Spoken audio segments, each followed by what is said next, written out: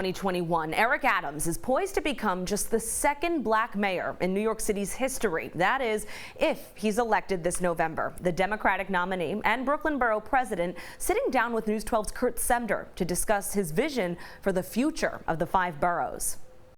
New way of governing, new way of running the city, but this is what the future will hold. Eric Adams has a plan for New York City, but he admits he'll first have to take on the pandemic. We have to be serious about COVID. It's a formidable opponent, and we must respond in a coordinated effort. The Democratic nominee agrees with Mayor de Blasio's decision to mandate COVID vaccines for certain groups, most recently city workers. However, Adams says he would have gone about it differently, reaching out to unions beforehand. Because they are the credible messengers for their employees. And if you bring them along with us, we will get the employees to cooperate and get a 100% vaccine rate.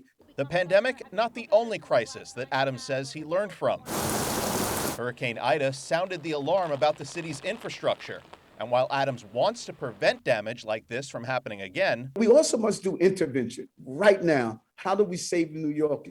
13 people cannot die in their basement apartments. So we must institute ways of saving them through proper notifications. Adams also wants to address issues like creating affordable housing. We must get out of the way of development with too bureaucratic, too difficult, and too challenging to build new unit of housing in the city. The future of Rikers Island. Let's stay on course to close Rikers as it was indicated. And battling gun violence in our city by reinstituting the anti-crime unit, stopping the flow of guns into the city, and tackling gun violence. Every time you hear of a shooting, 90% of the times, the next line states that it was gang related. So that means we need to zero in on gangs, have a gang unit that operates citywide with one leadership. Then there's his opponent, Republican nominee Curtis Sliwa, someone he has called a racist in the past. Do you feel that Mr. Sliwa is a racist? Oh, yes, I do, and I think he's divisive. When you mock Mexican Americans, when you use terminology to call people in NYCHA homeboys and using derogatory terms, that's what he has done.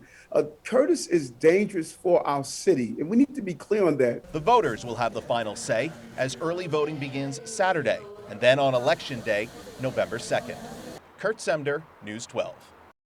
You can hear Kurt's entire interview with Democratic nominee Eric Adams on Power and Politics this Sunday morning at 11:30, only here on News 12. And you can also see our interview with Republican candidate Curtis Sliwa and all of our Vote 2021 coverage by heading over to news12.com. When you're there, you can click on the menu on the upper left-hand side of the screen to find the Vote 2021 section under Features. And of course, keep it here on News 12 for your continuing coverage of Vote 2021. Early voting, as you heard, kicks off this Saturday. And then Election Day, less than 2 weeks away, Tuesday, November 2nd. So join us starting at 9 that night as we track the results coming in live right here on News 12. Meanwhile,